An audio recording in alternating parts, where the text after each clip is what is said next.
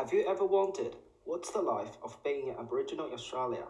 Have you ever thought what it means to grow up as the descendants of the traditional owners and custodians on this land? If you have these questions in mind, I strongly suggest you pick up the book Growing Up Aboriginal in Australia and start reading today, because it contains everything you need to know about being Aboriginal in Australia. Hello everyone, my name is Ruizhe Zhao, and today I'm going to talk about the book Growing Up Aboriginal in Australia, as well as share my reflections and personal thoughts after reading the book. Growing Up Aboriginal in Australia is an anthology compiled by the award-winning author Anita Heiss and published in 2018. It is the book that showcases up to 50 stories that contain diverse voices and stories of Indigenous people throughout their lifetime on the land of Australia. By collecting the diversity of perspectives range from school kids to school teachers to successful musicians or other occupations, this book shows a great depth of the pain and struggle of being Indigenous people across generations in the geography in Australia. As a non-Indigenous person living and residing in Australia for many years, I acknowledge the traditional owners and custodians of this land. I'm always curious about their history and culture. When I picked up the book for the first time, I was excited, wondering how many valuable stories it contains and how many impacts it would bring to me. Meanwhile, I was also hoping I could find each story would be happier or at least more positive than what I've read on the internet or from other stories, but sadly, it was not. Even though I could see some Indigenous storytellers may have experienced less biased life, most of them have experienced different forms of discrimination, and it is hard to see these harsh words confronting read. After finishing the whole book, I start to agree with what Anita Heiss wrote on the first page, the first paragraph. There is no single or simple way to define what it means to growing up Aboriginal Australia, but this anthology is an attempt to showcase as many of the diverse voices, experiences, and stories together as possible. Each story, each experience as growing up being an Aboriginal in Australia is something unique.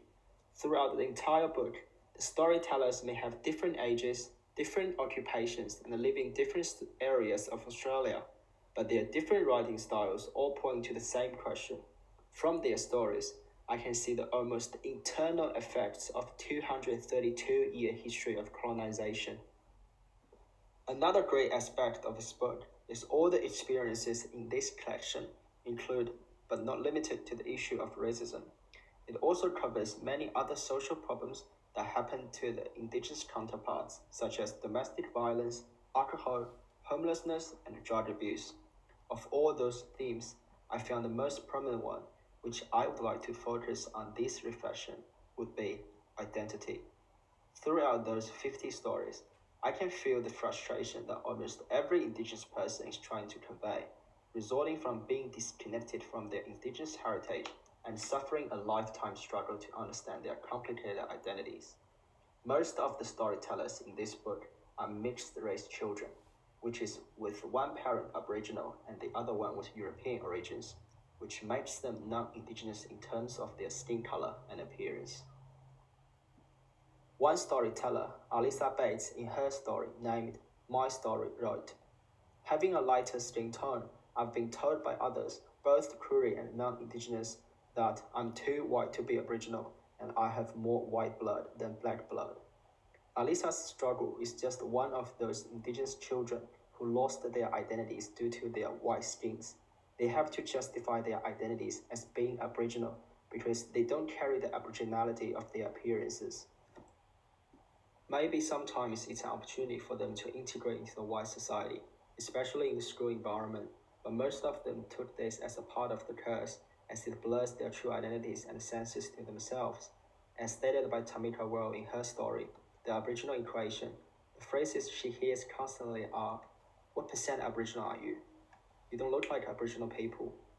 Are you really Aboriginal? Aboriginal people are supposed to be darker than you are." Imagine how many impacts this repeated question caused on a young child trying to find belonging and building up her identity.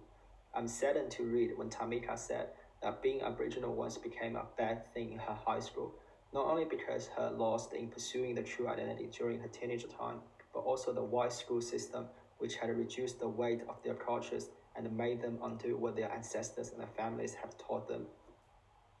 However, I'm also delighted to see what Tamika wrote later on. Even though her skin color does not dictate the connection to country, the attachment to culture, and the understanding of who she is, she's still being proud of being an Indigenous girl and has spent her life defending her identity. And this is what I believe the true value of this wonderful book. Even though sometimes it feels frustrated or angry to read each story, there is still hope. Reading through all these 50 stories, I can feel that this country keeps moving forward and trying to right the past wrongs in positive directions. Some of these stories also show us they have had happy moments at home with their families, or they had met great teachers at school who showed them the right path of their life.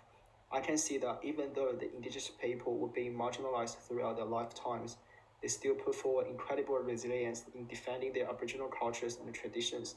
Some of them become great teachers across different institutional levels in Australia to spread out their commitments to their cultures, languages, and knowledge to the younger generations of this country, regardless of their age, gender, occupation, or location.